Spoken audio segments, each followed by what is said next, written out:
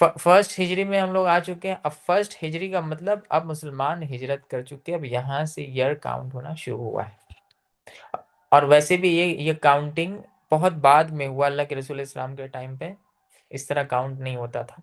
उमर रदियल्लाहु अन्हु के टाइम पे ये ज़रूरत आई कि हम लेटर्स लिखते हैं, गवर्नर्स को भेजते हैं, या किसी तरह का किसी से मुआहदा होता है, तो हम लोग या स्टार्ट करेंगे आज से, 1 साल का मुआहदा है, ये ख़त्म कब हो रहा है, इसके लिए कुछ ईयर तो होना चाहिए, ट्रैक होना चाहिए कि कब इस पे किस पे बात हुई थी।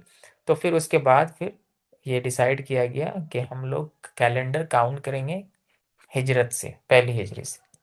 इससे पहले जितने भी वाकयात हुए हैं वो सीक्वेंस उसका कोई डिसाइडेड नहीं है, और बहुत मुश्किल होता है डिसाइड करना। स्कॉलर्स इसमें देखेंगे डिफरेंस ऑफ ओपिनियन रखते हैं। कुछ कहते हैं कि बॉयकॉट 3 साल का हुआ, कुछ कहते हैं 6 महीने का हुआ, कुछ कहते हैं ये आखिरी टाइम पे हुआ, कुछ कहते हैं नहीं बीच के टाइम पे हुआ। मेराज शुरू शुरू में हुआ, कुछ कहते हैं नहीं ये हज़रत आयशा खदीजा रज़ियल्लाहु अन्हा की डेथ के बाद हुआ। तो इस तरह मामला चलते हैं, इसी वजह से सीक्वेंस में ज़्यादा टेंशन नहीं लेना है। मक्का के दौर में, मदीना में सीरियस हो जाता है ये मामलात, क्योंकि इसमें हुक्म आ रहे होते हैं। तो स्कॉलर्स के लिए ज़्यादा इम्पोर्टेंट हो जाती है, क्योंकि उसमें देखना होता है कि पहले हुक्म कौन सा आया फिर बाद में क्या आया। तो ज़्यादातर हम लोग अभी मदीना दौर में जब पढ़ेंगे तो इसमें ज़्यादा कुछ मसला नहीं होगा। लगभग हम लोग सीक्वेंस से ही पढ़ेंगे, यानी ऐसे ही सीक्वेंस है, थोड़ा बहुत डिफरेंस ऑफ ओपिनियन से। बट आगे चल के जब स्टडी करेंगे कुरान तो खुद ब खुद समझ आ जाएगा। तो अल्लाह के रसूल अलैहिस्सलाम जैसे मदीना एंटर किया, हम लोगों ने देखा कि वहाँ के लोग इतनी खुशियाँ मनाए कि ये बात सहाबा खुद कहते हैं कि मदीना खुशियों से चमक उठा उस दिन जब अल्लाह के नबी अलैहिस्सलाम आए, और मायूस हो गया, गमगीन हो गया जब अल्लाह के नबी अलैहिस्सलाम दुनिया से गए, यानी मदीना से चले गए या दुनिया से चले गए। पूरा मदीना खुश था। इसकी बहुत सारी वजूहात मैंने खुद भी पीछे में बताई कि वहाँ के लोग बहुत परेशान थे, आपस में इंटरनल कन्फ्लिक्ट, आपस में नफरत, बात बात पे लड़ाई, और रिसेंट लड़ाई में बहुत ज़्यादा कत्ल गारत हो चुका। कोई यूनिफाइड गवर्नमेंट नहीं, कोई लीडर नहीं कि जिस पे मुत्तफिक हो, जिसके मुताबिक चले। फिर यहूदियों के साथ अलग ताल्लुक, यहूदियों के साथ अलग मसाइल, यहूदी इन लोगों को हकीर समझते हैं, छोटा समझते हैं। और लेकिन ये लोग पावर में जंगजू थे, ये लोग ताकत से हराना जानते थे। और इन लोग जानते थे यहूदियों के पास नॉलेज है, उनके पास किताब है, प्रिंसिपल है, उसूल है ज़िंदगी जीने का, पर्पस ऑफ लाइफ है उनके पास। चाहे गलत सही कुछ भी हो, but they have something which is called a principle. लेकिन इस्लाम इस सारे मसाइल को हल कर देता है। जब उन लोगों ने इस्लाम को जाना और समझा तो समझ गए कि सारे मसाइल हमारे हल हो जाएंगे। तो हमने देखा था कि अल्लाह के रसूल सल्लल्लाहु अलैहि वसल्लम आए, फिर रास्ते से गुजर रहे थे, तो एक जगह खड़ा था अब्दुल्ला बिन उबई अपने लोगों के साथ। अल्लाह के नबी अलैहिस्सलाम उतरे मिलने के लिए, बात करने के लिए, और बदतमीजी करने लगा।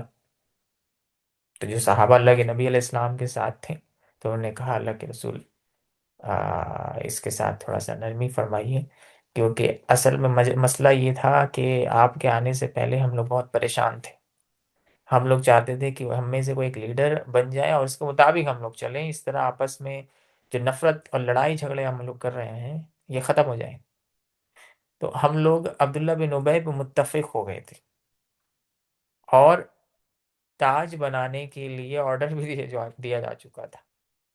मगर इत्तेफाक से फिर आपकी एंट्री हुई, आपकी खबर हम तक पहुंची, और हमारी रुझान, हमारे तवज्जो आपकी तरफ हो गई। तो इसी वजह से थोड़ा सा इसके साथ नरमी करिए। इसीलिए देखेंगे कि अल्लाह के रसूल सल्लल्लाहु अलैहि वसल्लम ने पूरी ज़िंदगी इसके साथ नरमी की, क्योंकि वो ह्यूमन बिहेवियर को अल्लाह के नबी अलैहि सलाम ने कंसिडर किया कि वो किंग बनाया जा रहा था, लीडर बनाया जा रहा था, और उसको हटा के मोहम्मद रसूलुल्लाह फाइनल अथॉरिटी बना दिए गए। तो अल्लाह के नबी इस्लाम ने फिर इसके साथ नरमी करना शुरू किया कि चलो कोई बात नहीं। इसके अलावा भी लोग मिलने के लिए आने लगे, मगर अल्लाह के नबी इस्लाम जैसे आए तो 4 प्रोजेक्ट्स लॉन्च कर दिया। वैसे ही जैसे कि जब इंडिया में आज़ादी मिली, या दुनिया में कहीं पे भी आज़ादी जब मिलती है, तो कुछ बेसिक रिक्वायरमेंट्स होते हैं, उसको पूरा करना होता है।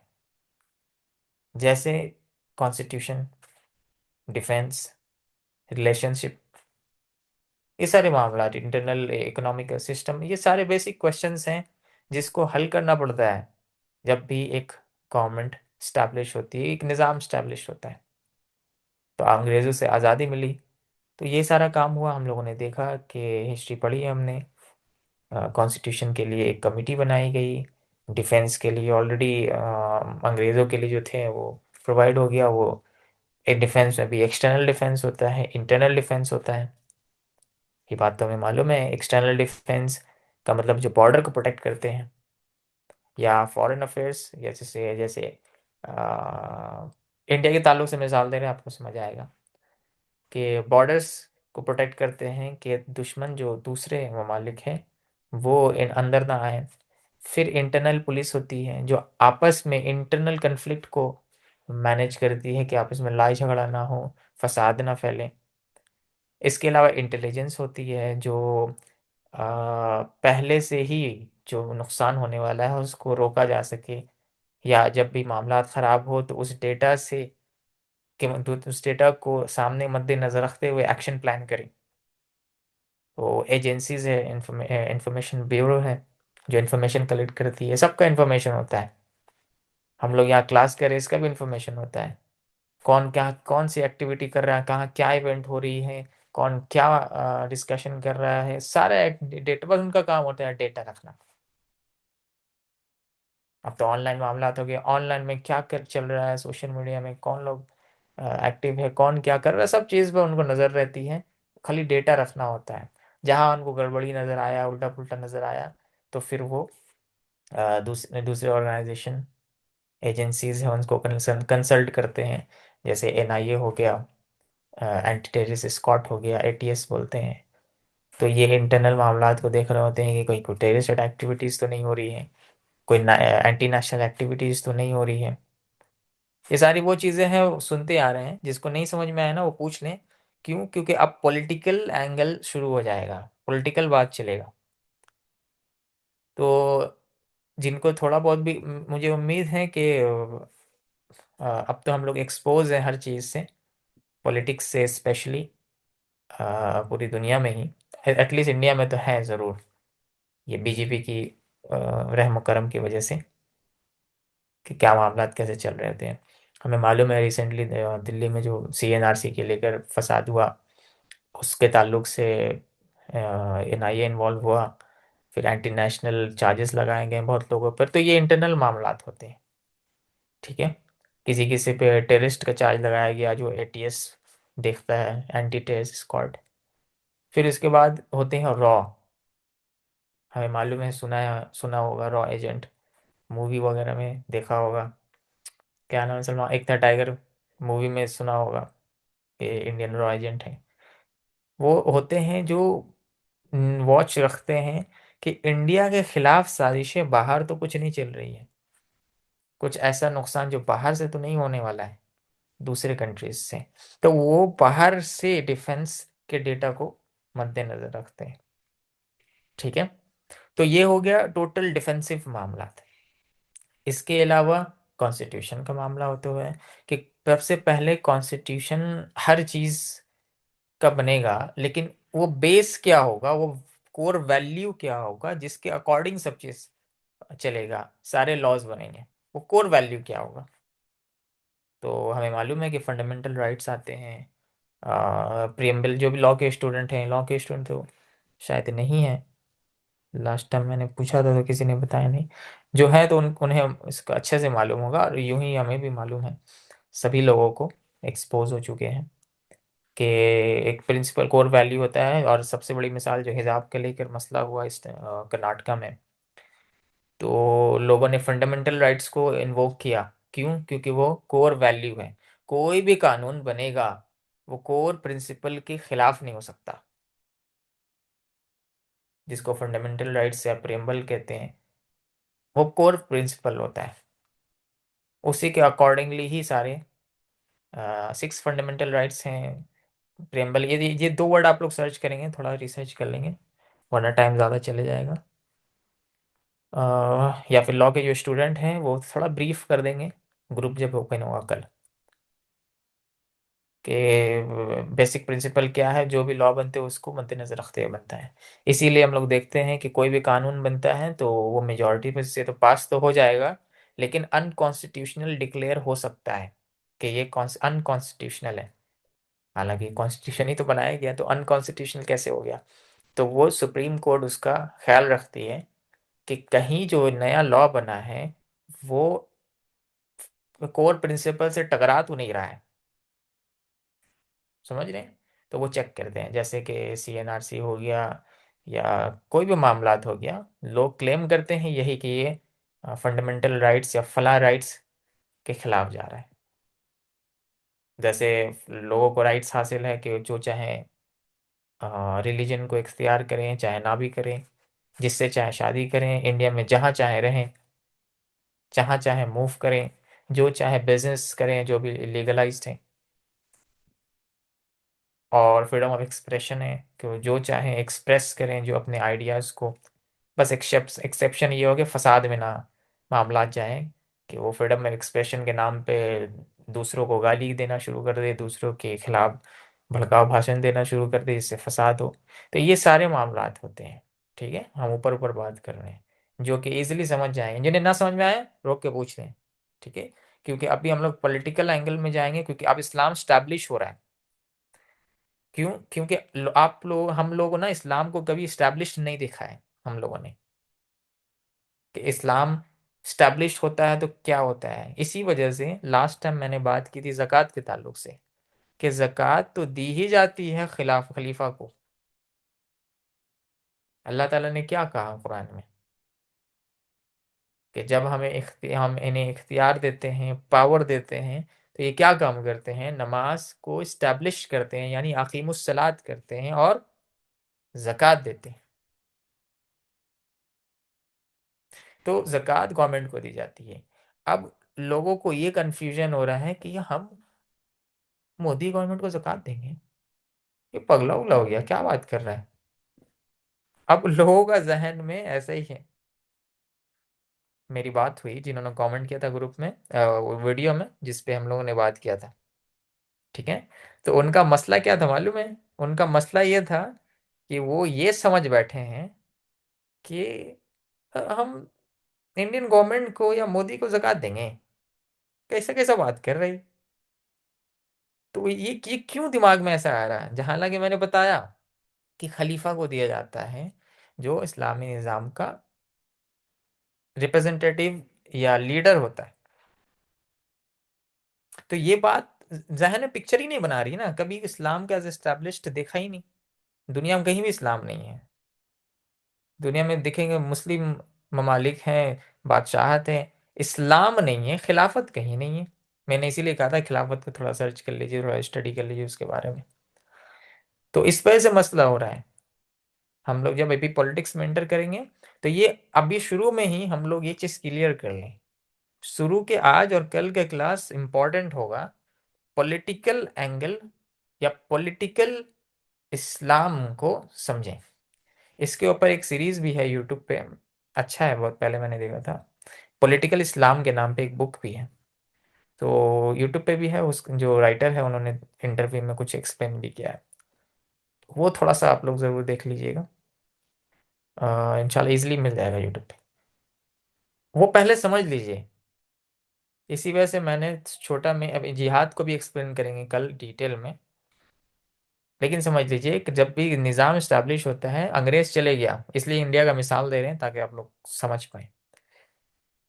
चलिए, अंग्रेज चले गया, अंग्रेज था, चलिए वहां पे उसके हिसाब से मामला चल रहा था, अब चले गया, अब एक नया सिस्टम इस्टेब्लिश हुआ, जिसे हम लोग इंडिया कह रहे हैं। तो इंडिया इज एन आइडेंटिटी, ये एक आइडेंटिटी है। हिंदू मुस्लिम सिख ईसाई आपस में सब भाई भाई, सब इंडियन है। कहाँ आकर यूनाइट हो जाते हैं? आइडेंटिटी, आइडेंटिटी एक हो जाती है हमारी इंडियन के नाम पे। तो एक आइडेंटिटी स्टैब्लिश की गई। इसके अलावा कोर प्रिंसिपल किसके मुताबिक हम लोग कानून बनाएंगे? फिर कानून जो उस वक्त के मसाइल थे बनाए गए, ड्राइव किए गए उसके मुताबिक। ठीक है, इसके अलावा डिफेंस का इंतज़ाम किया गया। इसके अलावा मार्केट कैसे चलेंगी, उस पर भी काफ़ी डिस्कशन हुआ कि हम लोग कैपिटलिस्टिक अप्रोच अपनाएंगे या सोशलिस्टिक अप्रोच अपनाएंगे, क्योंकि यही तो थ्योरीज पब्लिक दुनिया में आम थी जिसको लोग अडॉप्ट कर रहे थे। आज तो टोटली दुनिया में कैपिटलिस्टिक वर्ल्ड है। मिक्स कहेंगे। अ, खैर छोड़िए, वो पॉलिटिकल साइंस के स्टूडेंट ज़्यादा बेहतर समझेंगे। उस तरह का मामला आते हैं। इसके अलावा पॉलिसीज कैसे बनेंगी, रिलेशनशिप्स कैसे होंगे हमारे इसके क्या कहते हैं नेबर्स से, तो वो फॉरेन पॉलिसी कैसे बनेंगी, क्या रहेंगे फॉरेन पॉलिसीज। तो ये फॉरेन मिनिस्टर होते हैं, ठीक है, होम मिनिस्टर होते हैं, प्राइम मिनिस्टर होते हैं। फिर डिवीजन ऑफ द पावर्स होगी। एक होगा कॉन्स्टिट्यूशन जो बनेगा, एक होगा लेजिस्लेचर होगा, उसके बाद फिर जुडिशरी होगा। यानी जुडिशरी ये ख्याल रखेगा कि जो भी कानून है उसके खिलाफ कुछ काम हो या डिस्प्यूट्स हो उसको सॉल्व करे। इसीलिए जाते हैं ना हम लोग कोर्ट में केस करने के लिए। कॉन्स्टिट्यूशन कहता है ये फला जमीन मेरे नाम पे है, फला ने बना ली जगह घर, तो इसमें इंसाफ दो। तो जुडिशरी बैठा हुआ इसलिए होता है ताकि जो भी वो ध्यान रखे कि लॉ इम्प्लीमेंट होने में कुछ डिस्प्यूट हो रहा हो तो सॉल्व करें। फिर एग्जीक्यूटिव होते हैं जो असल में लॉ को इम्प्लीमेंट करते हैं। सारे एडमिनिस्ट्रेशन के लोग होते हैं, तो जो गवर्नमेंट जॉब के लिए अप्लाई करते हैं उनको मालूम है इन सारी चीज़ों के बारे में। जैसे गवर्नमेंट ऑफिशियल ऑफिस में जाते हैं तो कोई मैनेजर है, तो कोई ये है, कोई वो है, इनकम टैक्स ऑफिसर है, ये है वे। तो ये सारी चीज़ें मामला चलती है। अब इंडिया चलेगा, इंडिया एक निज़ाम है, इंडिया चलेगा, निज़ाम है, स्टाफ्स होंगे, ये देखभाल करेगा, तो इसका फंड कहाँ से आएगा? फंड का भी तो कोई रास्ता होना चाहिए ना। कैसे आएगा इसका फंड? उसके मल्टीपल तरीके हैं। जैसे वन ऑफ द तरीका है टैक्स, कि यहाँ के रहने वाले खुद टैक्स पे करेंगे, एक सर्टेन अमाउंट, फिक्स अमाउंट रखा जाएगा, हर कोई उतना टैक्स पे करेगा, वो जो फंड आएगा फिर उसको ही लोगों के लिए इस्तेमाल किया जाएगा, चाहे वो डेवलपमेंट के लिए हो, लॉ एंड ऑर्डर मेंटेन करने के लिए हो। अब जैसे पुलिस है उनको उनका सैलरी, उनका यूनिफॉर्म, और उसके अलावा जो भी चीज़ें उनकी ज़रूरत पड़ती है, इसके अलावा ट्रांसपोर्टेशन उन्हें जो ज़रूरत पड़ता है, इसके अलावा जो भी ज़रूरत पड़ती है निज़ाम को चलाने के लिए, डेवलपमेंट का ज़रूरत पड़ गया, वेलफेयर स्कीम चलाना पड़ गया, कभी दीदी 1,000 रुपये, 15,000, 100 रुपये दे रही, कहाँ से? टैक्स का ही पैसा इस्तेमाल करते हैं।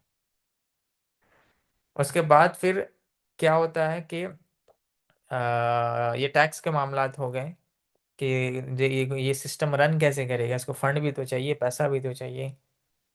इसके अलावा फिर बिजनेसेस, गवर्नमेंट प्रॉपर्टीज भी होते हैं जो गवर्नमेंट के अंडर में होते हैं, जैसे रेलवे है गवर्नमेंट के अंडर में है। इसके अलावा जितने और भी प्रॉपर्टीज हैं तो वो उसमें अपने प्रोजेक्ट्स चलाते हैं। कुछ गवर्नमेंट के बिजनेसेस होते हैं जो उसका प्रॉफिट गवर्नमेंट को जाता है, तो वो उसके पैसे से सारा निज़ाम रन कर रहे होते हैं। तो मेनली इन तीन हिस्सों में डिवाइडेड होता है, लेजिस्लेचर, जुडिशरी और एग्जीक्यूटिव्स। समझ आ गई? फिर इंडिया के अंदर भी अलग अलग आइडेंटिटी के लोग होते हैं, कोई मुसलमान है, कोई हिंदू है, कोई सिख है, कोई ईसाई है, कोई एथियस्ट है, कुछ अगला पगला जो भी है। अब इन लोगों के साथ मामलात कैसे होंगे? इनके पास अलग कानून है, इंडिया मुसलमानों के पास अलग कुरान है, हिंदुओं के पास अलग किताब है जिसके मुताबिक ये लोग चलते हैं। अब मैंने तो कॉन्स्टिट्यूशन बना दी, इनके पास अलग कॉन्स्टिट्यूशन, तो कैसे चलेगा? तो फिर इसको देखने के लिए इन लोगों ने सिविल कोड और क्रिमिनल कोड को डिवाइड कर दिया कि इस्लाम के मुताबिक जो भी सिविल मामलात हैं, सिविल को डिफाइन कर दिया, जैसे कि शादी ब्याह का मामला, डिवोर्स का मामला, इनहेरिटेंस का मामला, ये लोग नमाज अपना अपना पढ़ सकता है, ये बेसिक बेसिक मोटा मोटी पाँच छः चीज़ें, इतनी इन लोगों को इजाज़त है। हिंदुओं को भी वो लोग पूजा कर सकते हैं, उनके लिए ऑर्गेनाइज किया जाएगा, जैसे हम लोगों के लिए ईद ऑर्गेनाइज किया जाता है, पुलिस का प्रोटेक्शन और सेफ्टी, फिर जो भी गवर्नमेंट इसमें हेल्प कर सकती है फंड के तौर पे और फैसिलिटीज़ के तौर पे वो करेंगे। लेकिन टोटल कानून इंडिया के कॉन्स्टिट्यूशन के मुताबिक चलेगा, ना कि किसी के रिलीजियस कॉन्स्टिट्यूशन के मुताबिक चलेगा। क्यों? क्योंकि वो सेकुलर निज़ाम है। सेकुलर निज़ाम का मतलब है सिक्लूड कर दो, अलग कर दो रिलीजन को और पॉलिटिक्स को। रिलीजन बस इतना ही रहेगा कि एक इंसान नमाज पढ़ना चाहता है, चाहे मंदिर जाना चाहता है, या फिर मस्जिद, या क्रिश्चियन है तो चर्च, अपना मर्जी जो चाहे करें। लेकिन वो बोलेगा नहीं शराब हलाल होगा कि हराम, हलाल हराम मतलब लीगल इलीगल, ये नहीं चलेगा। जरा अपना घर में रख, नहीं पीना तुम मत पियो, ये पार्लियामेंट डिसाइड करेगा। तो क्या हुआ है कि सिविल कोड दे दिया कि अपना अपना मुताबिक रह सकता है, बाकी टोटल मामलात कोई रिलीजियस इन्वॉल्वमेंट नहीं होगा। तुमको मुसलमान रहना है रहो, हिंदू रहना है रहो, जो रहना रहो, लेकिन सबसे पहले तुम इंडियन हो, बाद में कुछ हो। इसी वजह से देखेंगे तिरपत तलाक में गवर्नमेंट इन्वॉल्व हो गया, कॉन्स्टिट्यूशन। क्यों? तो क्योंकि ठीक है, जब तक के तुम्हारा अपना मामला है तो ठीक है, वरना जहाँ फंडामेंटल राइट्स आ जाएगा वहाँ पे नहीं चलेगा कुरान का कानून। जितना तुमको इजाज़त है कुरान को फॉलो करने की उतना चलेगा। उसी तरह हिंदुओं को जितना इजाज़त है उनको अपने रिलीजियस स्क्रिप्चर फॉलो करने की उतना ही रहेगा। तो ये टोटल एक जब सिस्टम एस्टेब्लिश होता है ना, ये सारे सवाल पैदा होते हैं और इसको हल किया जाता है। समझ आ गई? अब ये वो चीज़ हम लोग ऑलरेडी पढ़ भी चुके हैं हिस्ट्री में, अब स्कूल्स में पढ़ चुके हैं अलग अलग चैप्टर्स में। उसी तरह द सेम वे इस्लाम जब स्टैब्लिश हो रहा है, क्योंकि इससे पहले इस्लाम सिर्फ कॉन्सेप्चुअल प्रेजेंटेशन चल रहा था कि इस्लाम ये है, ये गलत है, ये ठीक है, सारे फिलोसॉफिकल मामला चल रहे थे, फिलॉसफी क्लियर हो रही थी कि रियलिटी को समझो, ये दुनिया में जो दिख रहा है असल में वैसा हर चीज नहीं है, आखिरत के एंगल से देखो, और सही और गलत डिफाइंड होगा वो अल्लाह की तरफ से, हम लोग डिफाइन नहीं कर सकते, बायसनेस आएगी। इंसाफ को डिफाइन करने जाएंगे तो कभी आगे चले जाएंगे, कभी पीछे चले जाएंगे, एग्जैक्ट हम समझ ही नहीं सकेंगे कि एग्जैक्ट इंसाफ कहेंगे किसे।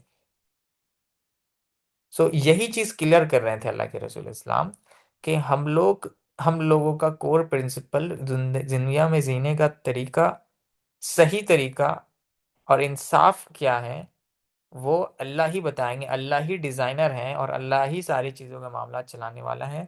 उसे ही मालूम है किस चीज का क्या राइट प्लेसमेंट है। इंसाफ का मतलब ये होता है placing the thing in the right place. तो वो अल्लाह ही बताएंगे, अदरवाइज विल मेक मिस्टेक्स, हम लोग खुद जुल्म कर बैठेंगे इंसाफ करने के नाम पे। तो ये कॉन्सेप्चुअली क्लियर कर रहे थे ला इलाहा इल्लल्लाह, यानी कोई खुदा इला है ही नहीं सिवाय अल्लाह के, मोहम्मद रसूलुल्लाह। और अल्लाह के रिप्रेजेंटेटिव अल्लाह के रसूल इस्लाम मोहम्मद रसूलुल्लाह है, वो प्रैक्टिकली करके बताएंगे कि कैसे रहना है हमें। तुम्हारे लिए थ्योरी दे दिया है कुरान, और प्रैक्टिकली करके दिखा देंगे अल्लाह के रसूल इस्लाम, ताकि ये ना कहो कि थ्योरी अलग होता है प्रैक्टिकल अलग होता है, तो करके दिखा दिया। ये चीज कॉन्सेप्चुअली क्लियर हो रही थी मक्का में। लेकिन अब पावर मिल गया इस्लाम को, इस्लाम अब गालिब आएगा, स्टैब्लिश होगा, वैसे ही जैसे इंडिया स्टैब्लिश्ड हुआ 1947 के टाइम पे। समझ आ गई? अब धीरे धीरे हम लोग चलेंगे कुछ कुछ पॉइंट्स समझते हुए कि ये तो हो गया इंडिया के ताल्लुक से समझ गए, अब इस्लाम के ताल्लुक से हम उसे इजीली रिलेट करके समझ जाएंगे। बाकी रिसर्च तो करना होगा आप लोगों को, हर चीज़ यहाँ पे हम लोग नहीं कर सकते हैं क्योंकि it's obviously a short course syrup पे जो बनाई गई है। 4 प्रोजेक्ट्स अल्लाह के रसूल सल्लल्लाहु अलैहि वसल्लम ने लॉन्च किए। स्क्रीन दिख रही है आप लोगों को? 4 प्रोजेक्ट्स दिख रहे हैं? रीड आउट करें कोई। जी भाई। द मस्जिद, the brotherhood, the covenant, the army. जी बिल्कुल।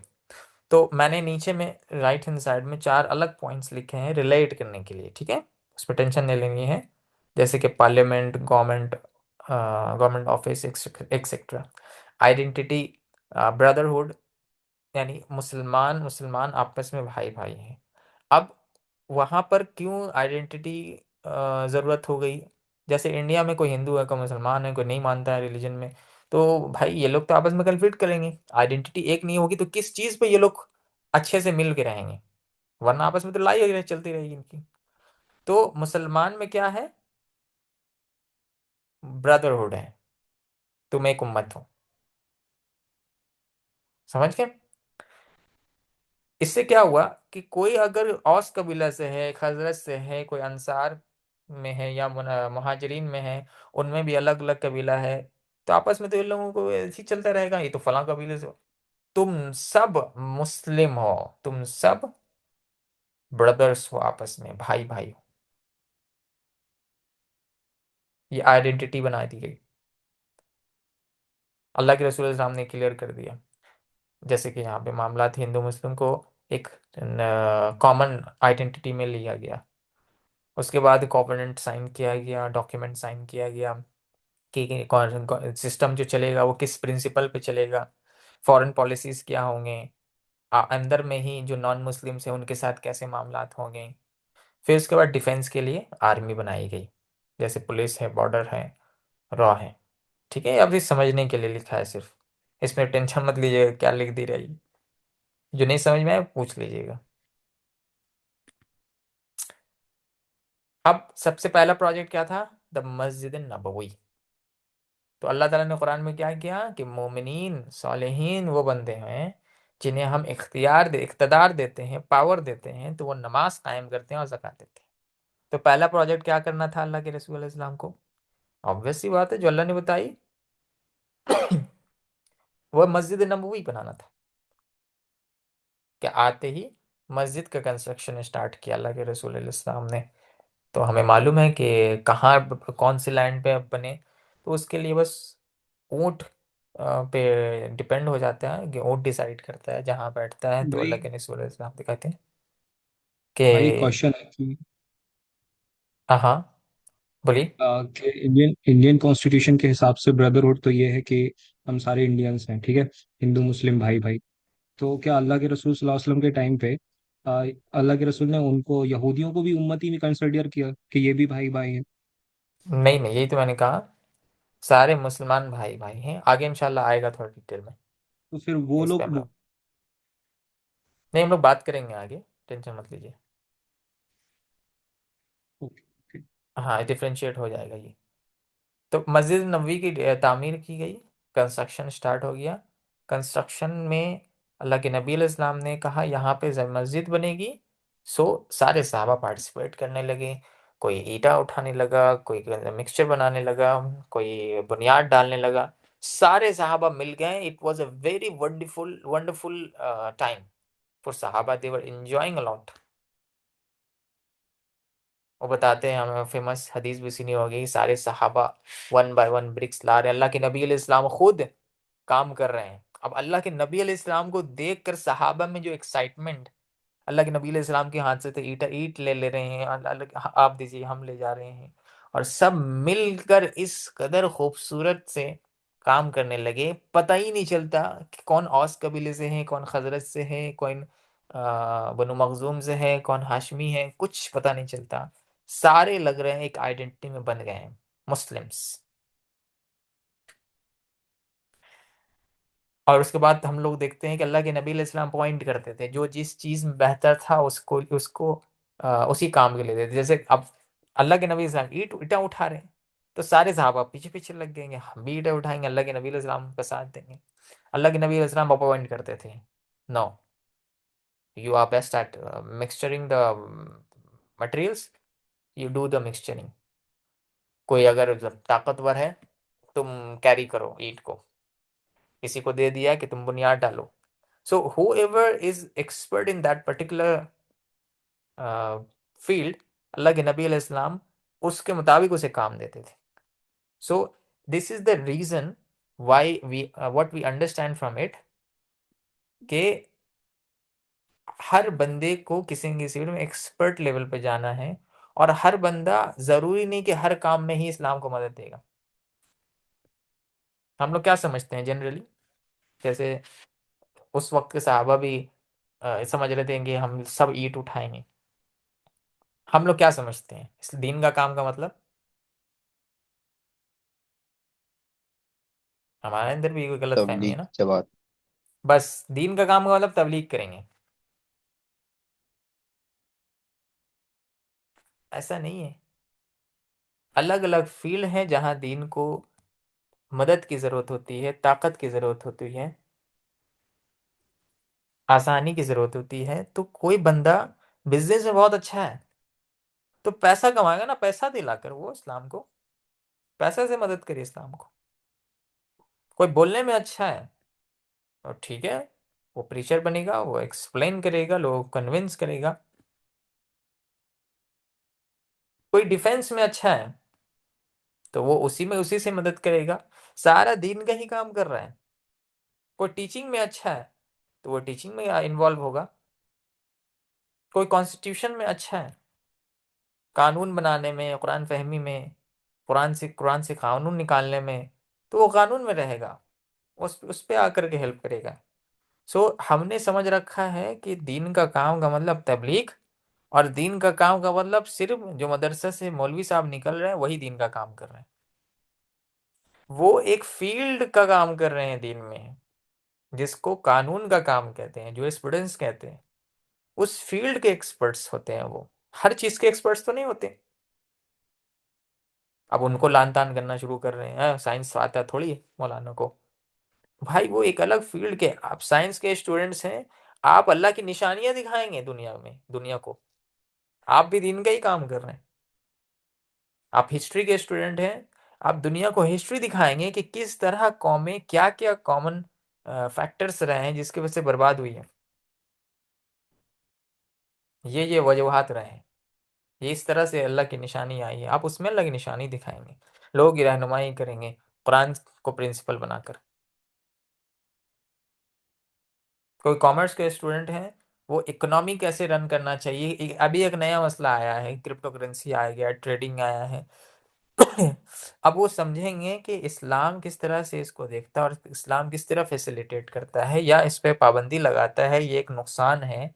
और कैपिटलिस्टिक अप्रोच अमीरों को अमीर और गरीबों को गरीब बनाने का एक डिफरेंट तरीका ले आया है, सूद का एक डिफरेंट तरीका ले आया है। इकोनॉमी रन, अभी एक नए नए मसाइल आ रहे हैं, उसको कैसे हैंडल करना चाहिए, कैसे बिजनेस को ग्रो करना चाहिए, कैसे जॉब्स क्रिएट करना चाहिए, कैसे लोगों को बिजनेस सिखाना है, वो उस चीज़ में आएंगे, इस्लाम को मदद करेंगे। इस्लाम में गवर्नमेंट इकोनॉमिक सिस्टम क्या होगा। आप कोई एक सब्जेक्ट बताएं, हम बता रहे हैं कि वो कैसे दीन इस्लाम को फायदा देगा।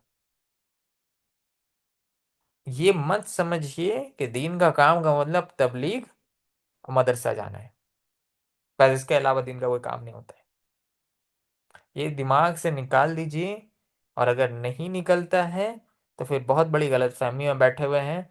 फिर जिंदगी भर हम लोग लोगों को बकते ही रहेंगे, ये ऐसा है वो ऐसा है, पर डिबेट ही करते रहेंगे। कभी वो दिन नहीं आना जब इस्लाम पूरी तरह गालिब होगा, पूरा कुरान इंसान मुसलमान फॉलो करेगा। आज पूरा कुरान फॉलो ही नहीं कर सकता। जैसे मैंने पिछला बार कहा, ज़कात तो खिलाफ खलीफा को दिया जाता है, वो तो मजबूर हैं हम कि खिलाफत नहीं है, तो हम खुद गरीबों को दे रहे हैं, क्योंकि इस्लाम नहीं है। तो हम पूरी तरह फॉलो ही नहीं कर सकते कुरान को, तो मजबूर है ना। तो मजबूर का केस लग रहा है हम लोगों पर, लेकिन असल में है क्या, वो तो कुछ और है। तो फिर वो दिन ही नहीं आना कभी। आप खुद कुरान स्टडी करके बताएंगे इस्लाम का और इकोनॉमिक सिस्टम कैसा है, कैसे रन करेगा जब इस्लाम गालिब आएगा।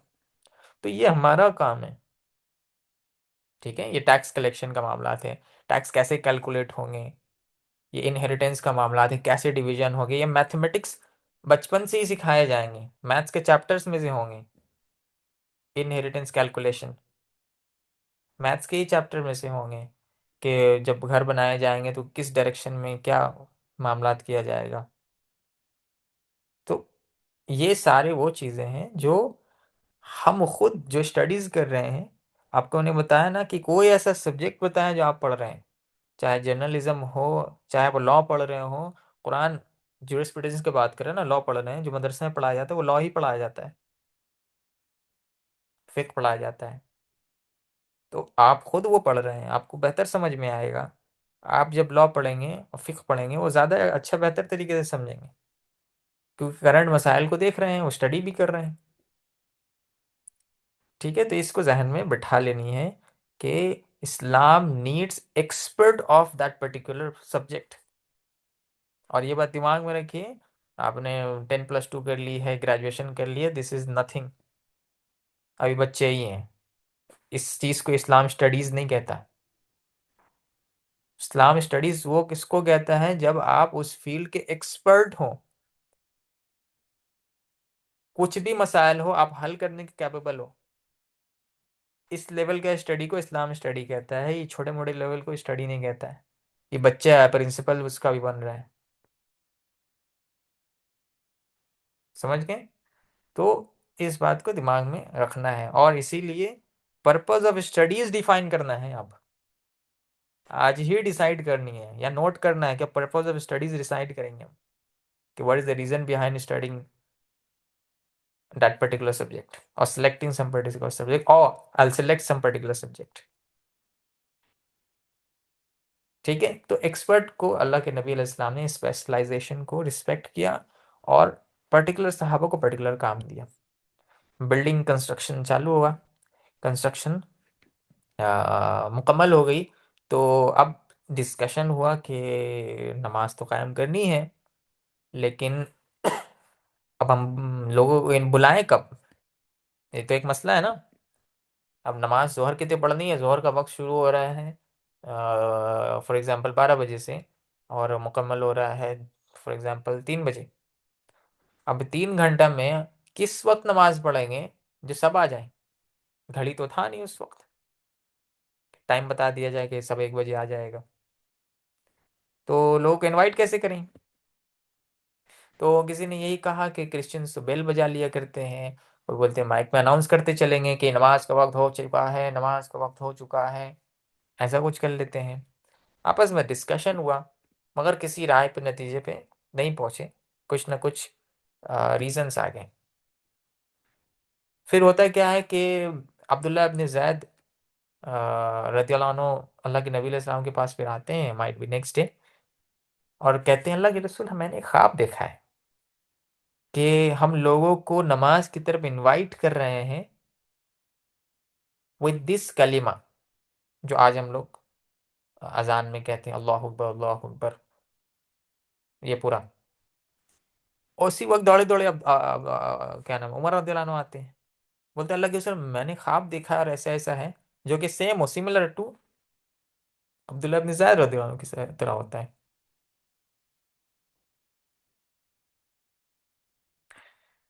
तो ये बात तय हो जाती है, अल्लाह के नबी अलैहि सलाम अप्रूव कर देते हैं कि हाँ, इसी तरीके से हम लोग इनवाइट करेंगे। समझ गए? अब अजान का सिलसिला शुरू हो जाता है। बिलाल रज़ी अल्लाह अन्हु को अल्लाह के रसूल सल्लल्लाहु अलैहि वसल्लम अपॉइंट करते हैं पहले मुअज्जिन, कि बिलाल तुम अजान दोगे। अब सोचिए क्यों बिलाल रज़ी अल्लाह अन्हु को क्यों दिया, किसी और को क्यों नहीं दिया? अब्दुल्ला बिन जैद ख्वाब देखे थे, उन्होंने बताया, तो अल्लाह के रसूल सल्लल्लाहु अलैहि वसल्लम ने उसको कंसिडर किया, उसी को ही बुलाने का इनविटेशन का तरीका बनाया, लेकिन उनको नहीं दिया, अपॉइंट किया, क्यों?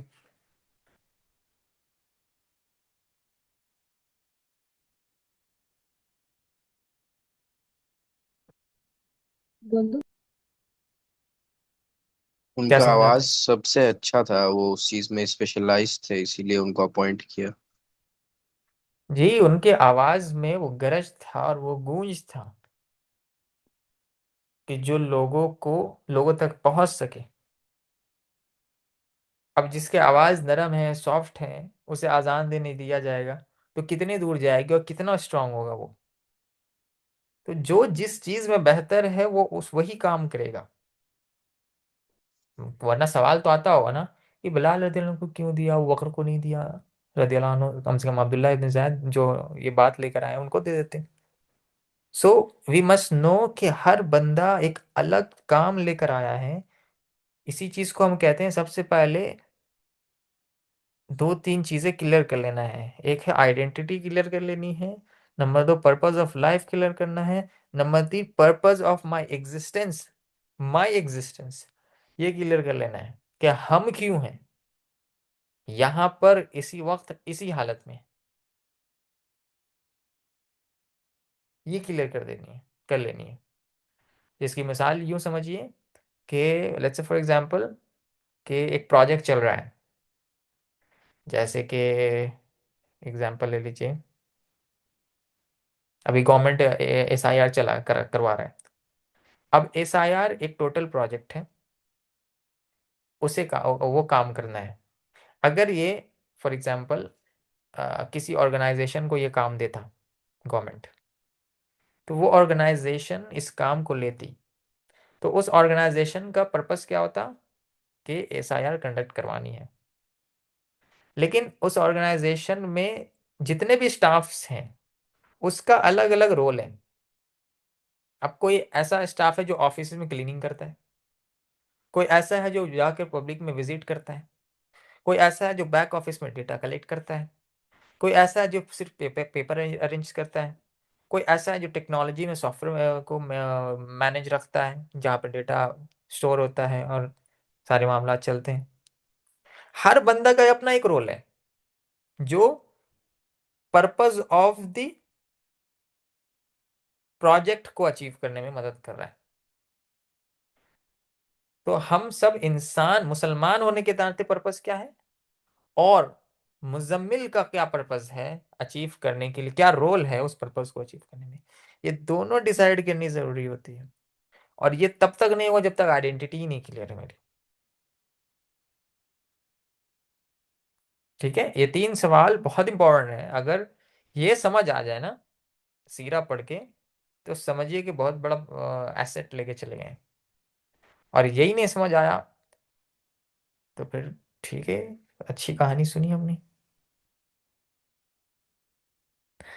ये अजान का मामला हुआ, अल्लाह के रसूल इस्लाम ने राइट बंदे को राइट जॉब में अपॉइंट किया। अब हमें मालूम है कि वेलफेयर स्कीम भी था। असहाब सुफा के बारे में सुना ही होगा। अबू हुरैरा सबसे रदियल्लाहु अन्हु सबसे ज़्यादा फेमस भी हैं, जो रिप्रेजेंटेटिव थे असहाब सुफा का। असहाब सुफा मस्जिद के ही बैक यार्ड में एक छोटा सा एरिया बनाया गया था जो स्पेशली फॉरेनर्स के लिए रखा गया था, कि जो बाहर से आए तो वहाँ यहाँ पर ठहरें। जो आ, कोई हराम जॉब कर रहे थे, अभी चूंकि वो इस्लाम ने मना कर दिया है, अब वो जॉबलेस हो गए हैं, तो उनके लिए वेलफेयर का काम करें कि कुछ वक्त के लिए वो यहाँ रहें, उनको यहाँ पे अकोमोडेशन दिया जाए, खाना पीना दिया जाए। करेंगे द पॉइंट। इसके अलावा कुछ गरीब गरीब साहबा हैं जिनके लिए मुश्किल है, वो टोटल 24/7 सर्विस देते हैं इस्लाम के लिए, तो अब उनका खाना पीना कहाँ कहाँ से चलेगा। तो असहाबे सुफ़ा के ताल्लुक से वो वहाँ पर रहेंगे। जैसे कि समझिए कि गवर्नमेंट अकोमोडेशन प्रोवाइड करता है, फूड प्रोवाइड करता है टोटल, उस तरह कोई बंदा है जो टोटल अपने आप को वक्फ कर दिया है दीन सीखने में। अब जब तक वो सीख रहा है तो उसका फाइनेंशियल नीड है। अब वो हिजरत करके आया, अपनी फैमिली छोड़ के आया, वो पूरा टाइम दे रहा सीखने, जिसमें अबू हुरैरा का नाम आता है रदियल्लाहु अन्हु। उनका देखभाल कौन करेगा? ये गवर्नमेंट करेगा। इसीलिए साहबा अल्लाह के रसूल सल्लल्लाहु जब बहुत ज़्यादा बिजी होते थे, कोई मिलने के लिए आए हैं, अब इस्लाम उनको सीखना है, इस्लाम जानना है, अल्लाह के रसूल सल्लल्लाहु इन सहाबा को जो असहाब सुफ़ा है उनको उनके पास भेजते थे कि जाओ उनसे सीख लो। अब ये लोग दीन सिखा रहे हैं। जब भी अल्लाह के नबी सलाम को इमरजेंसी कॉल करना हो, इमरजेंसी कोई टास्क करवाना हो, तो यही करते थे। Getting the point. ये वेलफेयर स्कीम आज मालूम है, मुझे भी खुद मैसेज आते हैं। इंशाल्लाह मैंने भी इरादा किया है, we were having a discussion कि we must make a business forum for us, के ताकि लड़का लोग जमा हो एक जगह, जो लोग एक्सपर्ट लेवल पे है वो नए लोगों को सिखाए कि मार्केट में चल क्या रहा है, मार्केट किस चीज़ का है, क्या सीखना चाहिए, जॉब कैसे छोड़ना है उन्हें, बिजनेस में कैसे इन्वॉल्व होनी है, बिजनेस कैसे करनी है, कोई चीज़ सीखना है तो किससे सीखेंगे। तो एक सारे लोगों को जमा कर लें और वहाँ पर एक दूसरे को सिखाएं भी और जॉब्स भी प्रोवाइड करें, हेल्प करें उनके बिजनेस में, चाहे फंड के ताल्लुक से हो, नॉलेज के ताल्लुक से हो। इंशाल्लाह will make make this is not the right time का इंतज़ार करें जिसमें सब लोग को जमा करेंगे इंशाल्लाह, ताकि जो लोग कहीं उल्टे पुल्टे काम में फंसे हुए हैं, छोड़ना चाहते हैं, डिस्टर्ब्ड है मेंटली, लेकिन फैमिली प्रेशर की वजह से, बहुत सारी रीजन की वजह से भी छोड़ना मुश्किल हो रहा है, उनके लिए आसानी पैदा हो। Somebody needs capital to start a business, अब उनके लिए आसानी हो, वरना लोन की तरफ जाना पड़ रहा है। सो विल स्टार्ट इंशाल्लाह ताला discussion on this. So obviously मैंने कहा ना आप लोगों को कि सीरा is not just a story for us, सीरा is a guidance for us in this particular situation और any situation. So we take the guidance from this. So असहाब सुबह एक वेलफेयर बनाया, तो मस्जिद वाज अ एक social welfare location for people. So मस्जिद के बहुत सारे पर्पस थे। मस्जिद वाज नॉट ओनली कि नमाज पढ़ा और ताला लगा दिया, जो जनरली आज देखते हैं हम लोग, ऐसा नहीं था। इसके अलावा मस्जिद की इंपॉर्टेंस हम लोग समझते हैं, मस्जिद ही पार्लियामेंट होता था, यहीं से कानून बनते थे, मस्जिद ही कोर्ट होता था, यहीं पे आकर फैसले होते थे लोगों के। तो याद नहीं है कुरान में जो आयत आया है कि ये हरगिज मोमिन नहीं हो सकते जब तक कि अपने मामला डिस्प्यूट का फैसला कराने के लिए तुम्हारे पास ना आए, यानी कुरान से ना करवाए, अल्लाह के रसूल इस्लाम ने करें। कहते हैं मुसलमान हैं और फैसला कराने जाते हैं तागूत के कोर्ट में। कुरान में सूरह निसा में कहा ना अल्लाह ताला ने, और जो तुम फैसला कर लो उसमें दिल में कोई बुरा महसूस ना करें, यानी कुरान का जो फैसला हो, अल्लाह के रसूल का जो फैसला हो, अल्लाह के रसूल का फैसला कुरान का ही फैसला है, उसमें कोई दिल में बुरा महसूस ना करें। क्या अल्फाज है, ये मोमिन तब तक नहीं हो सकते जब तक अपने फैसले करवाने के लिए तुम्हारे पास ना आए। तो ये वाला मामला, तो मस्जिद क्या होती थी, पार्लियामेंट भी होता था वहाँ, कॉन्स्टिट्यूशंस भी बनते थे और कोर्ट भी होता था वहाँ, फैसले भी होते थे डिस्प्यूट्स के। फिर दावत प्लेस भी होता था वहाँ, दावा किया जाता था। जैसे मैं मालूम है नजरान के वो उनका वफद आया था अल्लाह के नबी इस्लाम से इस्लाम जानने के लिए, तो वो मस्जिद में ही ठहरे थे, मस्जिद में ही उनको रखा गया था, मस्जिद में ही वो दावा दिया गया उन्हें। सेंटर फॉर द लर्निंग, हमें मालूम है कितने असहाब हैं। मैंने आप लोगों को पीछे हदीस भी सुनाई थी कि एक लड़की अल्लाह के रसूल सल्लल्लाहु अलैहि वसल्लम को डायरेक्ट कर देती है, मैरिज प्रपोजल दे देती है। तो वो किस वक्त होता है, अल्लाह के रसूल सल्लल्लाहु अलैहि वसल्लम सिखा रहे होते हैं सहाबा को।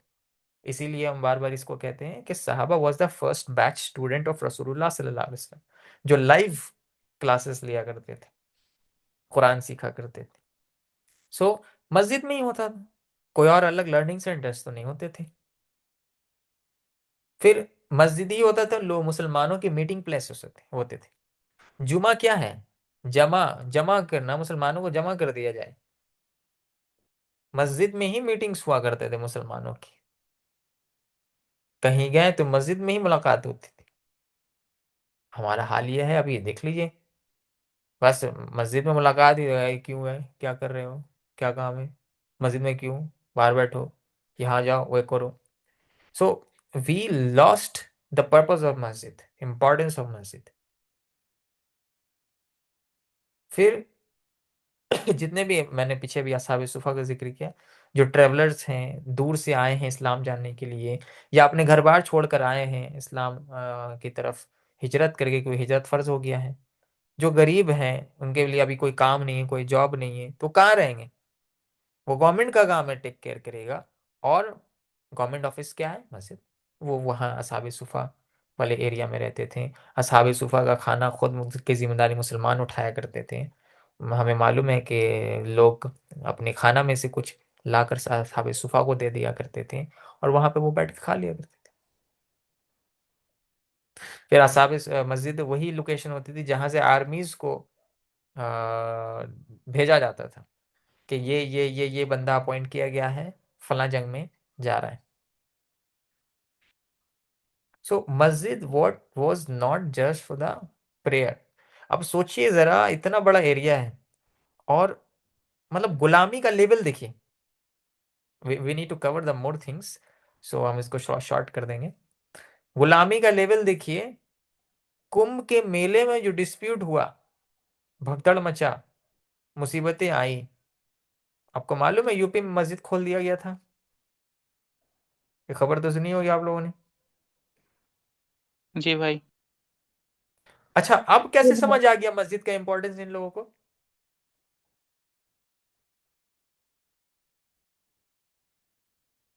अब उनको समझ आया सेकुलर ना? बनना था, उनको सेकुलर बस दिखाना था कि हम इसलिए, और कुछ भी नहीं। बस समझ जाइए कि हम गुलाम ही हैं। मौलाना मौदूदी का एक किताब है, क्या तो नाम है, मेरा ख्याल है तनकीहात लिखा उन्होंने, बहुत पहले पढ़ा था मैंने। उन्होंने गुलामी को एक्सप्लेन किया है। एक फिजिकल गुलामी, एक जहनी गुलामी, नहीं टुवर्ड्स अंडरस्टैंडिंग इस्लाम नहीं। एक जहनी गुलामी, एक फिजिकल गुलामी। तो आज मुसलमान जहनी गुलाम ही हैं, और उसकी मिसाल देख लीजिए। यानी मस्जिद बंद रहती है, नमाज हो गया, सब खाली खाली खाली, क्या हो गया, नमाज हो गया ना, हाँ, ठीक है जाओ। इवन लड़का लोग आकर रमजान में स्पेशली आकर दोस्त यार बैठते बैठते भी हैं, लेटते भी हैं। दिस वॉज एन अपॉर्चुनिटी कि आए उन लड़कों के साथ बैठें, बात करें, क्या पढ़ रहे हो, क्या कर रहे हो, बस बात करें उनसे, भगाना शुरू कर देते हैं। यही मौका है, उनको दावत दें, उनको लर्निंग स्टार्ट करें कि हर नमाज के बाद 5 मिनट बैठना है, 5 मिनट सीखेंगे हम लोग। या चलो संडे को छुट्टी होती है, संडे को आएंगे, सीखेंगे हम लोग। We are not doing this. Tablighi Jamaat इतना अच्छा काम कर रही है, लेकिन तबलीगी जमात का अलग मसला है, कोई और बैठ के सीखे सिखाए वो मसला हो जाता है उनको। बस हम ही हैं जो सब काम करेंगे। तो अजीब तरह का मामलात है।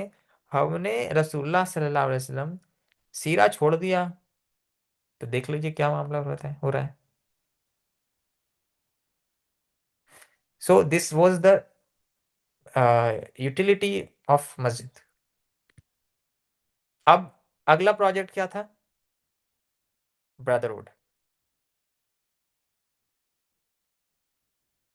अल्लाह के नबी अलैहि सलाम ने आइडेंटिटी स्टैब्लिश कर दी, तुम सब मुसलमान हो।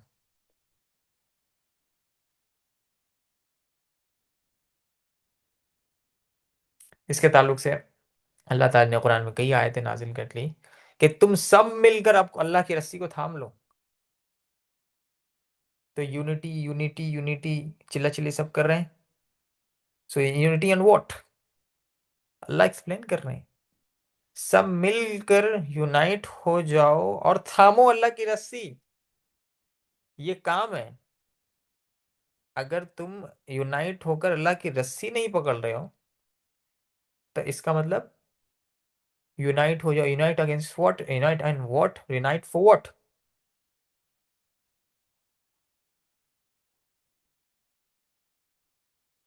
समझ गए?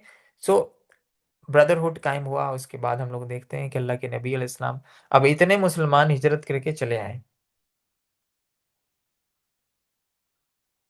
मक्का से मदीना, तो क्या प्रॉब्लम हुआ होगा? कभी वो ऐसा हुआ है कि एक सिटी से दूसरी सिटी चले गए हैं? कोई मूव किया है, शिफ्ट किया है? पहले किसी और शहर में रहते, फिर किसी और शहर में गए? जी भाई। सारा काम आप ही करते हैं भाई मासूम भाई। भाई मैं बिहार से हैं हम लोग, हम दिल्ली में आ गए हैं। अच्छा, दिल्ली में आ गए। तो क्या क्या मसाइल सामने पेश आए आपको?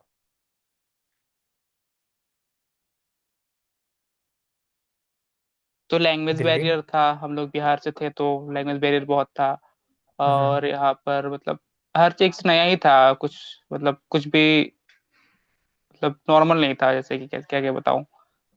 बचपन की बात है, ज्यादा कुछ याद भी नहीं है। और चलिए कोई बात नहीं है। तो मसाइल क्या आते लोग हैं खाना लोग खाना और मेन जी। मसला लोग का आता है, उधर के लोग कैसे रहते हैं। और वहाँ फिर के घर कल्चर वर हैं, ढूंढना ये सब। वहाँ रहेंगे कहाँ, रेसिडेंस, हम्म। वहाँ के लोगों के साथ मामलात, वहाँ के लैंग्वेज, वहाँ के एनवायरनमेंट, वहाँ फाइनेंशियल नीड कैसे पूरा होगा, काम क्या करना है, ये सारा मैटर करता है ना। तो अब इतने लोग हिजरत करके चले आए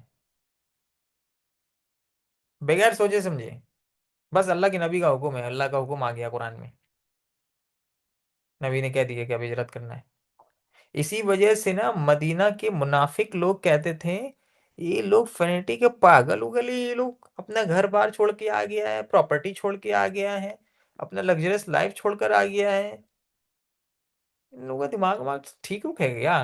कुरान में कहा ना इन लोगों ने सुफहा है लोग, बेवकूफ लोग हैं। तो अल्लाह के नबी अलैहि सलाम ने मुआखात करा दी, एक मुहाजिर एक अंसार को भाई भाई बना दिया। और उसकी क्या मिसाल, अंसार की क्या तारीफ की अल्लाह ताला ने कुरान में। अल्लाह के नबी अलैहि सलाम ने अंसार के ताल्लुक से कहा कि अंसार से मोहब्बत ईमान का हिस्सा है और नफरत मुनाफिकत है। अंसार के ताल्लुक से अल्लाह के रसूल अलैहि सलाम ने कहा कि अगर सारे लोग एक साइड चले, अंसार दूसरी साइड, हम दूसरा साइड चुनेंगे। इनकी मुआखात की क्या मिसाल, अल्लाह ने तारीफ की कुरान में कि ये लोग ऐसे लेवल पे हैं कि इन लोगों को बिल्कुल भी जरा भी आर महसूस नहीं होता अपने भाइयों को हेल्प करने में, हालांकि वो खुशी महसूस करते हैं। कुरान पढ़ेंगे तो समझ आएगा, अभी वक्त नहीं उतना एक्सप्लेन करने का इन लोगों के बारे में, अंसार के बारे में। फजीलत ऑफ अंसार के ताल्लुक से यूट्यूब भी देख लेंगे, बहुत सारे स्कॉलर्स के इसमें वीडियोस भी हैं कि इन्होंने हर चीज में इस प्रायोरिटी दे दी अपने भाई को।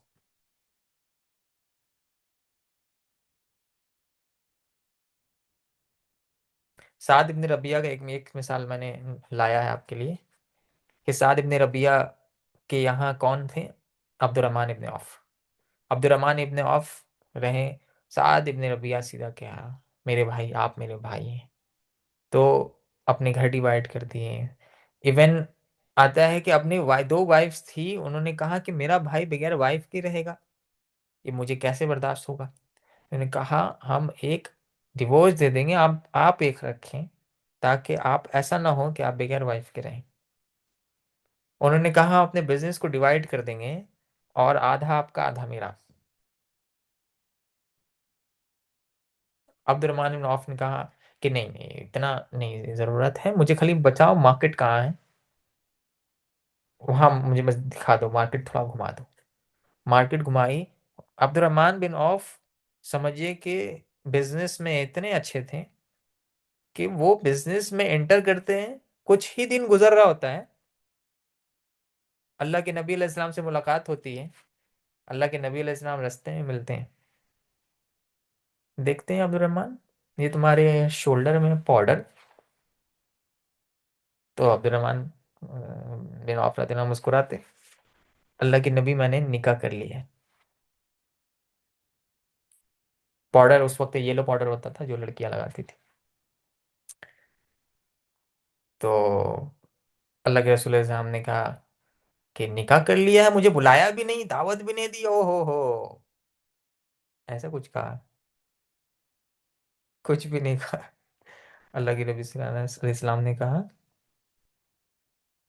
तो आप लोग तबलीगी जमात से निकलेंगे नहीं, क्लास करने आए क्लास करिए, लास्ट में डिस्कस करिए, ग्रुप ओपन होगा, अपनी बात रखिए, एक बहस उठती है चल पड़ते हैं।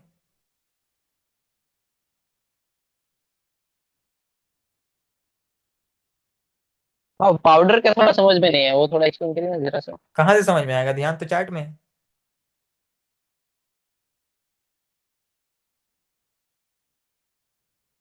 अल्लाह के नबी अलैहि सलाम से मुलाकात होती है अब्दुर्रहमान बिन औफ की, और उनका शोल्डर में पाउडर लगा हुआ रहता है, तो पूछते हैं कि ये क्या है, बोलते मैंने निकाह कर लिया है। तो उस वक्त लड़कियां पाउडर लगाया करती थी, येलोनेस होता था उसमें, येलो पाउडर हुआ करता था। तो अल्लाह के रसूल सल्लल्लाहु अलैहि वसल्लम ने कहा चलो ठीक है, वलीमा ज़रूर कर लेना।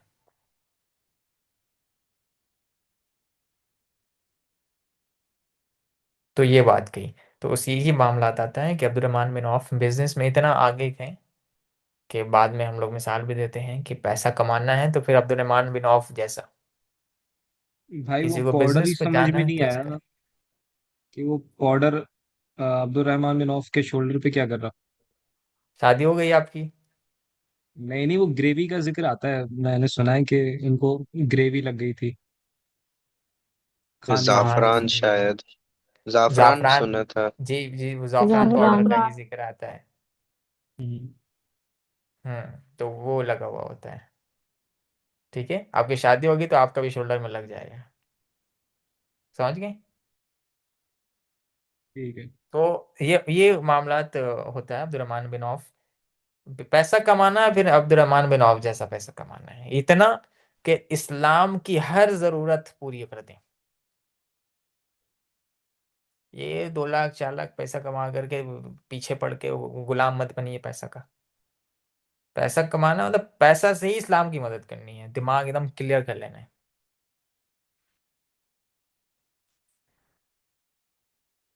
उसके बाद फिर ये मामला होते हैं। इसके अलावा अब सलमान फारसी रज़ियल्लाहु अन्हु को अपॉइंट कर देते हैं अबू दरदा रज़ियल्लाहु अन्हु के साथ। और इनके साथ एक वाकया भी होता है, हमें फेमस है कि अबू दरदा समझिए कि जोहद के इमाम में से हैं। वो अपने आप को मिनिमलिज्म की तरफ रखते थे कि जितना नीड है उससे ज़्यादा नहीं जाएंगे। कभी कभी एक्सट्रीम भी हो जाता था कि ये वाकया क्या हुआ, सलमान फारसी उनके घर में रहने लगे तो देखा कि उनकी वाइफ जैसे तैसे रह रही है। तो सलमान फारसी ने पूछा क्या बात है, तुम इस तरह क्यों रहती हो? अब उस वक्त पर्दा का हुक्म नहीं आया था, ठीक है, कि क्या बात है कि तुम इस तरह रहती हो? तो उन्होंने कहा तुम्हारे भाई अबू दरदा वो मेरी तरफ बिल्कुल तवज्जो ही नहीं रखते। दिन में रोजे रखते हैं, रात में क़याम करते हैं। सलमान फारसी रज़ियल्लाहु अन्हु फौरन गए और रोजा तुलवाया अबू दरदा से। बोला खाओ मेरे साथ, तुम क्यों ऐसा कर रहे हो? फिर रात में खुद बोले कि चलो साथ में सोते हैं और उसके बाद हम उठेंगे, तुम भी उठना साथ में। ये पूरी पूरी रातें नमाजें पढ़ रहे, जबरदस्ती किया। तब जाकर अल्लाह के रसूल अलैहिस्सलाम, अबू दरदा ने देखा ये तो परेशान कर दिया है मुझे। अबू दरदा रज़ियल्लाहु अन्हु अल्लाह के रसूल अलैहिस्सलाम के पास गए। तो फिर अल्लाह के रसूल अलैहिस्सलाम ने कहा सलमान ने ठीक किया, तुम्हारी जान पे तुम्हारा हक है, तुम्हारी वाइफ का हक है तुम पर, तो तुम यूं ही ना किया करो। तो सलमान रज़ियल्लाहु अन्हु ने जो किया वो ठीक किया। So you should take care of this, अपने वाइफ को टाइम देना है तुम्हें। सो कभी ऐसी भी दीवानगी हो अल्लाह की तरफ से, there is a different lens to look at it, उसकी तरफ हम थोड़ा तवज्जो दिलाएंगे कि कभी ऐसे भी अल्लाह से मोहब्बत हो, कभी ऐसे भी अल्लाह के रसूल से मोहब्बत हो जिसमें लोग बोलने लगे भाई ज्यादा हो रहा है, हो रहा है, काम डाउन, थोड़ा बैलेंस करो, ज्यादा हो रहा है। कभी ऐसी भी तो मोहब्बत हो। अब दर्दा को रोकना पड़ रहा है कि ज्यादा हो रहा है, अल्लाह की मोहब्बत में तुम रोजे ही रखते चले जा रहे हो और कयाम ही कर रहे हो। कभी ये भी दीवानगी का लेवल लाई है कि मुझे कम करना पड़ने नहीं, ज्यादा हो रहा है, we need to manage it. So इसको देखने का दूसरा नजरिया भी है। और जाहिर है जब अल्लाह से मोहब्बत का ताल्लुक आएगा तो समझ में आएगा कि क्यों ऐसा सहाबा करते थे, कि उनको रोकना पड़ता था कि देखो नहीं, हर चीज का हक है, उसको हक देना है। सो चलिए ब्रदरहुड के ताल्लुक से अब डिटेल आएंगे, इसके ताल्लुक से तो काफी किताबें भी मौजूद हैं, पता करेंगे। अब तीसरा प्रोजेक्ट था कॉवेनेंट। अब डॉक्यूमेंट साइन हुआ। डॉक्यूमेंट साइन क्या हुआ? सबसे पहले मुस्लिम आइडेंटिटी ब्रदरहुड कायम हो गई। उसके बाद political social judicial legislative power अल्लाह के सॉवरेंटी के मुताबिक चलेगा। यानी सॉवरेंटी किसके पास है? अल्लाह के पास। इंडिया में या पूरी दुनिया में सेकुलर निजाम में, सॉवरेन डेमोक्रेसी में सॉवरेंटी किसके पास है?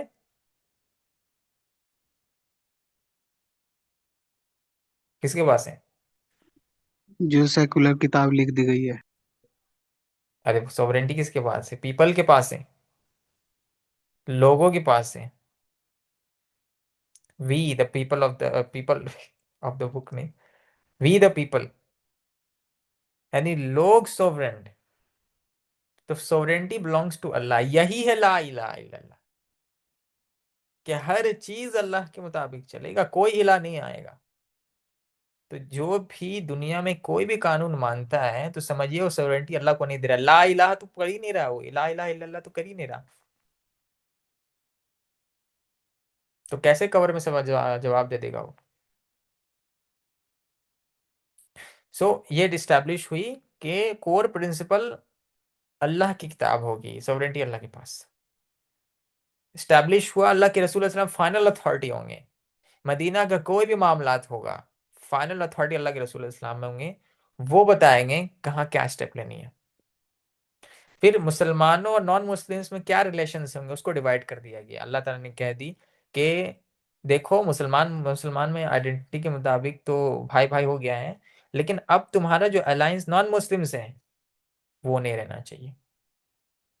लाइंस सिर्फ मुसलमानों से दोस्ती होगी, क्योंकि औस और खजरत को तो थे ना यहूदियों से।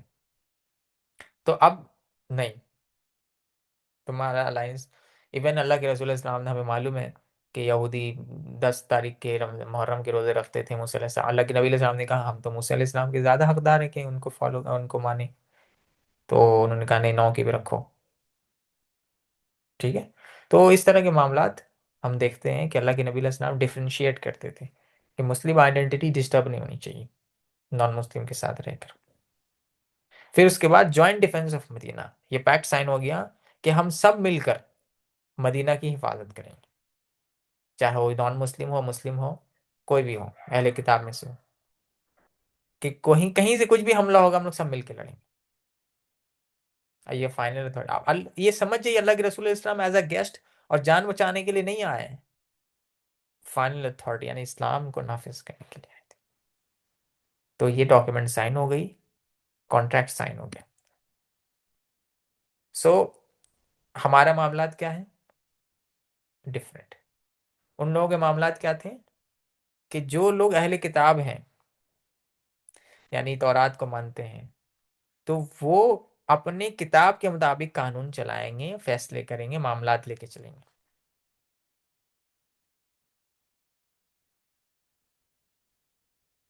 अब मुसलमान कुरान के मुताबिक चलेंगे। सो अब बताइए, आज जिस निज़ाम में हम लोग रह रहे हैं, क्या हमें पूरे कानून कुरान के मुताबिक चलने की इजाज़त है?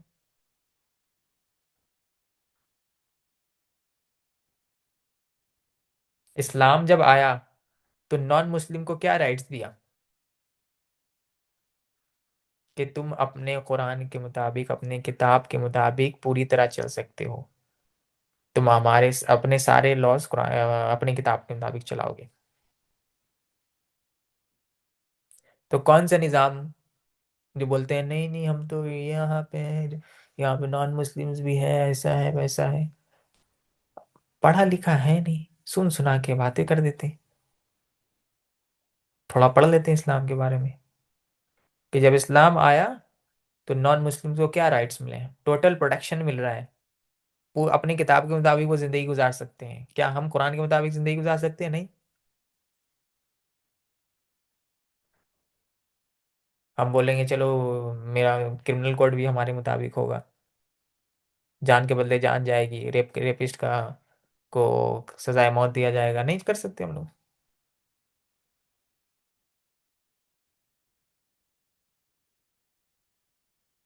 सो कौन ज्यादा प्रोटेक्ट कर रहा है राइट्स नॉन मुस्लिम्स के? By the way, think about it, you will get the answer inshallah in many different aspects। जो कुछ भी हम लोग बोलते आते हैं कि हम लोग तो इस्लाम आएगा तो नॉन मुस्लिम का क्या होगा, ये होगा वो होगा, मालूम नहीं है। फिर इकोनॉमिकल सिस्टम के ताल्लुक से भी हुआ कि मार्केट फ्री रहेगी। अब कोई चाहे कोई भी एक सामान बेच रहा है वो 1 करोड़ में बेच दे, कोई दूसरा बंदा आकर के उसे 10 रुपए में बेच दे, तो वो उसकी मर्जी है। जिसका समझ आएगा तो वो लेगा, नहीं समझ में आएगा तो नहीं लेगा, नहीं पुसाएगा तो नहीं लेगा। सिंपल। मार्केट ओपन रहेगा, कोई रिस्ट्रिक्शंस नहीं रहेगा। लेकिन बेसिक नीड्स जो होगी इंसान की, जैसे चावल हो गया, दाल हो गया, आटा हो गया, बेसिक नीड्स है, उसमें गवर्नमेंट इंटरप्ट करेगा, उसमें तुमको ये करने नहीं देगा। क्या बोलते हैं, स्टॉक करके जो करता है, इसके अलावा दाम ज़्यादा बढ़ा दिया, मोनोपोली क्रिएट कर दिया, बेसिक नीड में करने नहीं देगा। बाकी ओपन मार्केट है, तुम घड़ी बेच रहे हो 2 करोड़ का, 10 रुपए का घड़ी बेचो, को बोल रहे हम 15 रुपए में बेच देंगे तो बेचिए, ओपन मार्केट है, सस्ता जो रहेगा लोग वहां जाके ले लेंगे। फिर डिमांड, सप्लाई एंड डिमांड के मुताबिक प्राइस अपना चलेगा। कोई गुड्स एंड सर्विस टैक्स नहीं रहेगा, जीएसटी नहीं रहेगा, हर चीज पे टैक्स दे रहे हैं। सामान है 10 रुपए का तो पे कर रहे हैं 12 रुपए, तो ये सारा फंडा नहीं चलेगा। उसके बाद एट द एंड डिफेंस का मामला किया, एक्सटर्नल आर्मीज अल्लाह के रसूल इस्लाम ने अपॉइंट कर दी, कुरान में भी आता है, जो लोग इस्लाम के बॉर्डर्स का डिफेंड करते हैं उसकी तारीफ की अल्लाह ताला ने, उनके लिए अजर का वादा किया। और इंटरनल पुलिस, हर मुसलमान पुलिस मैन है, पुलिस मैन ऑफ अल्लाह है, अम्र बिन मारूफ व नही अनिल मुनकर काम है उसका, बुराई होगा तो रोकेगा उसको, अपने हाथ से रोकेगा, और पुलिस को फोन नहीं करेगा, हर बंदे का काम है। हाँ, पुलिस डिपार्टमेंट अलग से होगी, जो जाहिर है ऑर्गेनाइज्ड ट्रेंड होगी, लेकिन हर बंदा पुलिस मैन है इस्लामिक निज़ाम में। ठीक है। तो ये ओवरऑल मामलात अल्हम्दुलिल्लाह हम लोगों ने क्लियर कर ली। कोई सवाल है आप लोग का तो कर लीजिए।